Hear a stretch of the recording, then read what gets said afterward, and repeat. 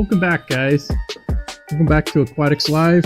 Like and subscribe and hit that notification bell and all that jazz. Anyway, so it's a little chilly out today, and so I'm decided to work on this. Been tinkering with it this weekend. I made a few modifications to my original design on the trigger board. So I will be showing you a KiCad model of that here in the video here. So we'll show that about like right here. This is the little mount for that board. You see the holes in here. Each one of these is where a brass nut plate goes. So there's multiple positions for timing. These are just little spacers. I put 3 of them on there. But it's just a spacer between the board and here to ensure that they're isolated, or it's raised up from here a little bit because there's components that poke through that might interfere. Alright, so then the next piece to this is the PCB, or this, well, sort of the schematic. These are the 3 wires that come in. We got the pickup wire, battery minus, and battery plus. They come around. These are flags. I just tell you that these are power. This is the tip 42C. All these are genuine parts on the board. I had originally started deving with like Amazon and eBay parts, but I found out that, of course, those are fake. So it was making it so I just had to have more parts than I really needed because they were not coming out to the correct values of the originals. So anyway, this is a Hall effect sensor over here. So we have the magnetic signal that comes in, waves in front of here, triggers this. It comes through this resistor into the base of the transistor, triggering this. So we have battery plus coming through here, through that diode, hits up the inductor, and then we have our output going out the pickup wire. So pretty simple. Here's just a quick look at the board. The different parts on here. We got the 2 resistors, and they're both 1K. They cancel each other out, as well as you need a resistor on your base of a transistor to ensure that it doesn't take too much current from the triggering device. And I found that although the Hall effect sensor has a current limit in it, it will get very hot if you don't put a resistor in the middle. So I made sure that I put one in the middle to reduce it so it won't start overheating on us, especially if it stays triggered for hours on end. You don't want it to be sitting there hot. This is the inductor down here. So it comes out of the transistor, it goes through the diode, then it goes to this inductor to kind of charge it up, and then it'll get released out the trigger. So that's pretty much how that works. There's also this capacitor in here, based on if we want to smooth out the outgoing signal a little bit, we can do that. This will also kind of work as a rev limiter if we set too high of a capacitor value in here. So right now I just have it out so I can get the signal raw, and eventually I think I'm going to go to about a 10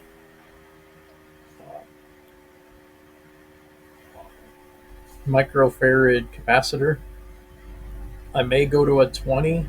I think 20 may give you a rev limit though, but I think it all depends on if that's what you want or not. I don't necessarily want my bike to go above like 9 or 10,000 RPM, so I think a 20 would be fine in here. I think that gives you about a 20 or a 10,000 RPM limit.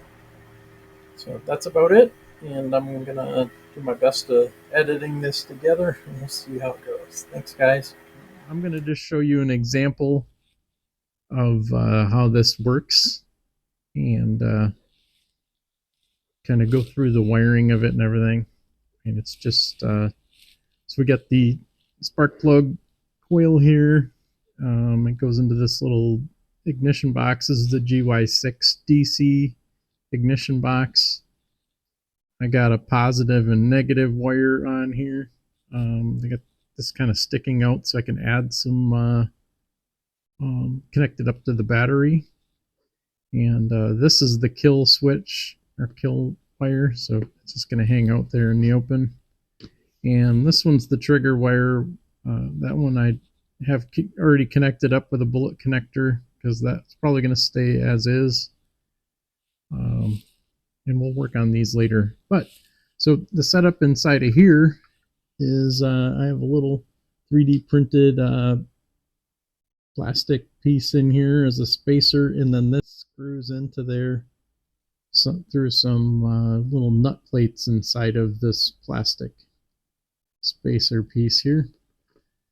And then the wiring from there, it's essentially positive, negative, and the trigger. So I left this coil in here. This is gonna be for like my charging and stuff later, but really don't even need this. Okay guys, so this little board here doesn't have a whole lot into it that we really need to worry about. There's plus, minus, and the trigger wire that come up that go to this. So there's not a whole lot of wiring. Here is a magnetic sensor that detects this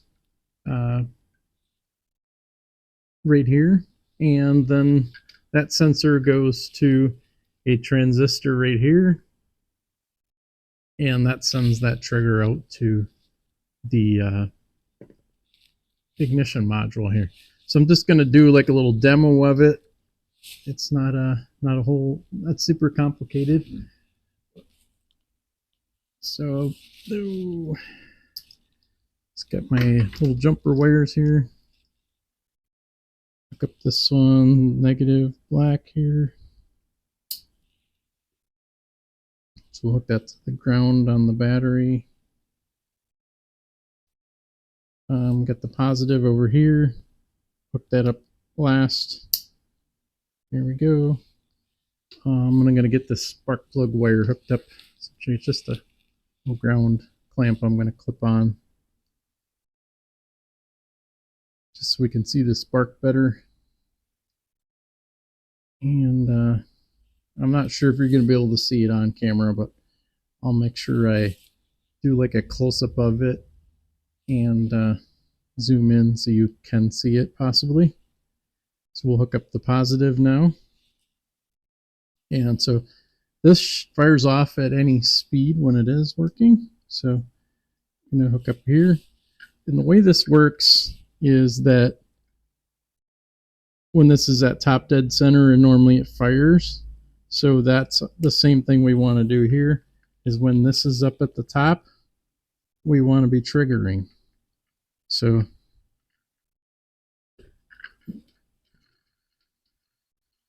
and that's where we're at.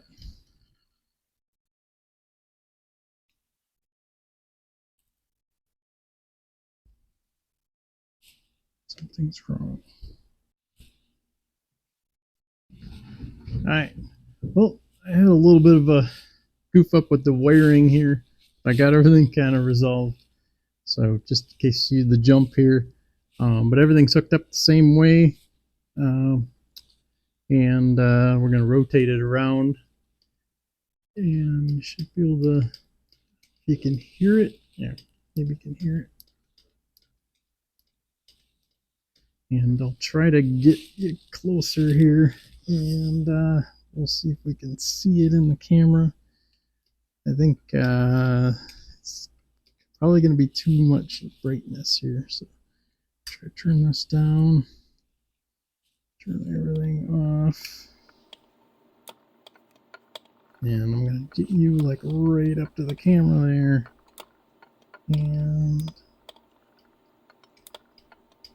I really hope that the camera can see that. If it can't, I will do a quick video when it's dark out and patch it in here.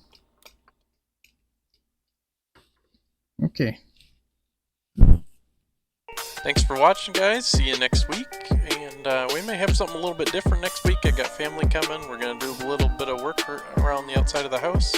So we may toss that in for some vids. Thanks.